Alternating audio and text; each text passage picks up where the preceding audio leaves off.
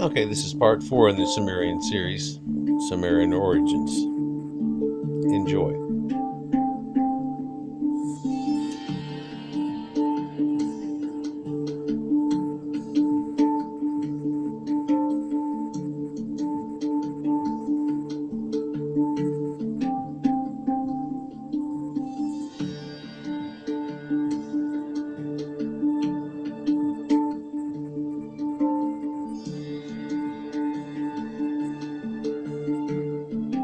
The Sumerians weren't all science either. In the arts, they created a rich legacy of literature, 3 of which deal with the story of creation, an epic of the flood, very similar in many ways to the biblical story of Noah, and the epic poem of Gilgamesh. Gilgamesh, being 2/3 god and 1/3 man, is the classic hero of Mesopotamian literature, a majestic, powerful figure, pressing the gods in vain for the secret of immortality. It's worth noting that the whole reason Sumerian script was decoded was due to George Smith, who recognised the biblical flood narrative in the Sumerian writing. As for their scripture and architecture, it was so well developed, with their strikingly impressive temples, or ziggurats, dominating the landscape, they really did have it all. The nomadic Amorite tribes, who relentlessly tried to penetrate this region, really couldn't resist having a piece of the intellectual action. Tracing the legacy of the Sumerian savants through each successive culture in the region is made easier as they all pretty much adopt the genius of this Genesis culture. After having taken control, the Amorites adopted many Sumerian cultural ways, just as the Akkadians had done before them. They were assimilated into the existing culture rather than replacing which had been so firmly entrenched for 1,000 years or more. The Amorites were a Semitic people who seem to have emerged from western Mesopotamia, modern-day Syria, at some point prior to the 3rd millennium BCE. In Sumerian, they were known as the Martu or the Tidnum in the Ur III period, in Akkadian by the name of Amaru, and in Egypt as Amar, all of which mean Westerners or those of the West, as does the Hebrew name Amorite. They worshipped their own pantheon of gods with a chief deity named Amaru, also known as Bilusadi, Lord of the Mountains, whose wife, Belit Siri, was Lady of the Desert, which also became a designation for the people as the Akkadians also referred to them as people of Amaru, and to the region of Syria as Amaru. There is no record of what the Amorites called themselves.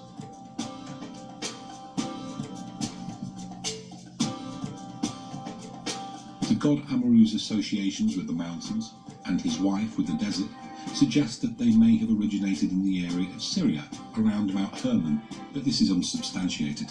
Their origins are unknown, and their precise history, until they settled in cities like Mari, Ebla and Babylon, is equally mysterious.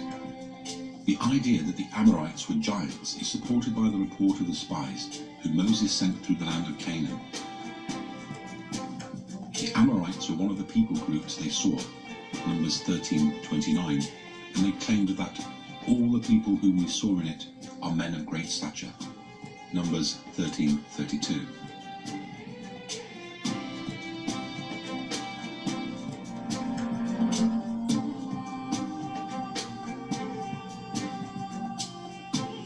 From their first appearance in the historical record, the Amorites had a profound impact on the history of Mesopotamia, and are probably best known for their kingdom of Babylonia under the Amorite king Hammurabi.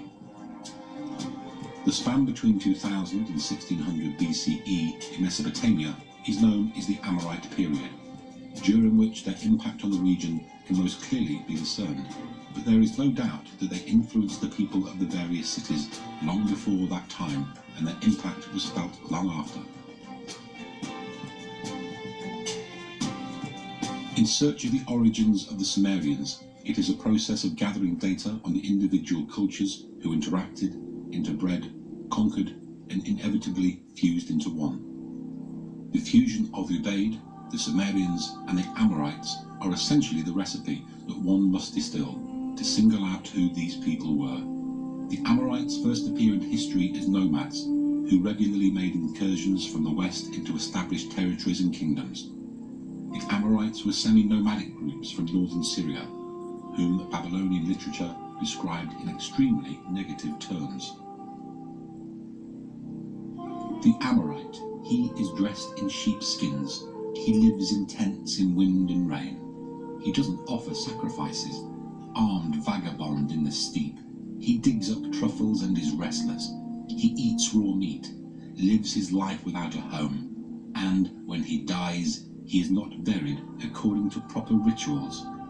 The bizarre element is that if you read this negative Babylonian opinion of the Amorites, you would think that they would be the last people to preserve science, literature, astronomy, or astrology. However, the Amorites may have simply inherited the knowledge of the Sumerians, preserved it for their own motives. Misusing science and technology has never ceased to this day. It is likely that astronomical omens attributed to their math calculations of heavenly bodies was done under duress. You don't simply wake up one day, decide to invent calculus to deliver omens about your god Marduk. There is a corruption in the scientific motives somewhere. You develop the science, the math, and then you see what use it can be put to. The motive of the Amorites was likely one of control of the population, and likely far removed from the original Sumerian astronomers. A notable example of this is the Enuma Anu Enlil, a major series of 68 or 70 tablets, depending on the recension, dealing with Babylonian astrology.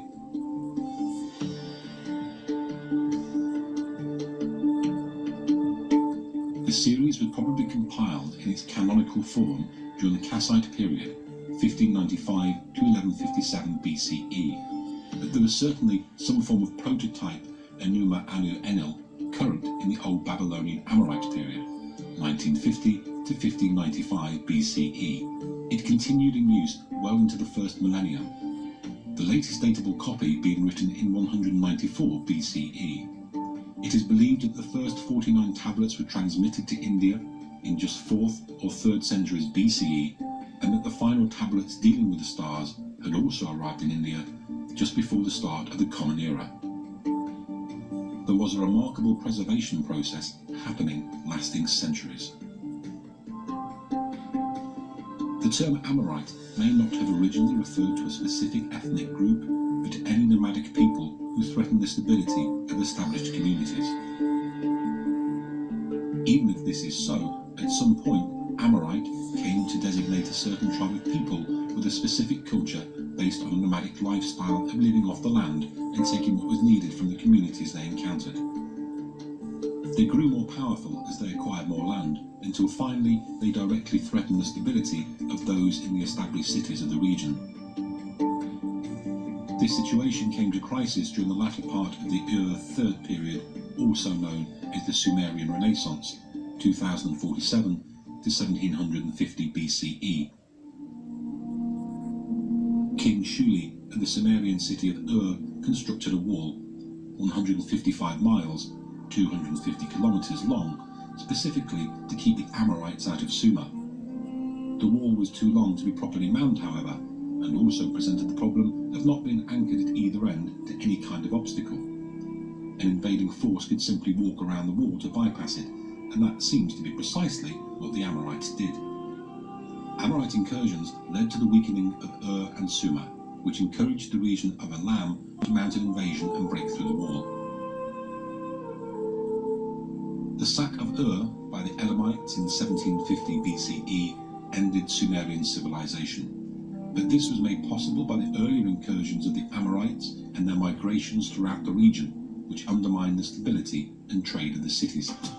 Following the sack of in 1750 BCE, the Amorites merged with the Sumerian population in southern Mesopotamia. They had already been established in the cities of Mari and Ebla in Syria, and had ruled in Babylon since circa 1984 BCE. The Amorite king Sin-Muballit had assumed the throne in Babylon in 1812 BCE. He was succeeded by his son Hammurabi, who is better known by his Akkadian name Hammurabi. The fact that an Amorite king ruled in Babylon prior to the fall of supports the claim that not all Amorites were Amorites, and that, as previously mentioned, the term was used rather loosely to to refer to any nomadic tribe in the Near East. The Amorites of Babylon seem to have been regarded positively in the region, while the roaming Amorites continued to be a source of instability.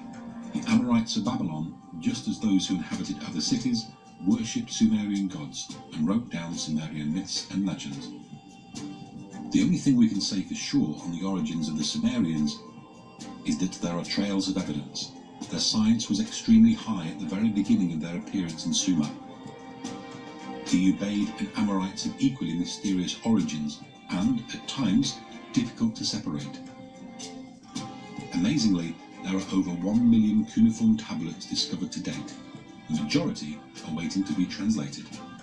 There are undoubtedly answers in them, waiting to be discovered.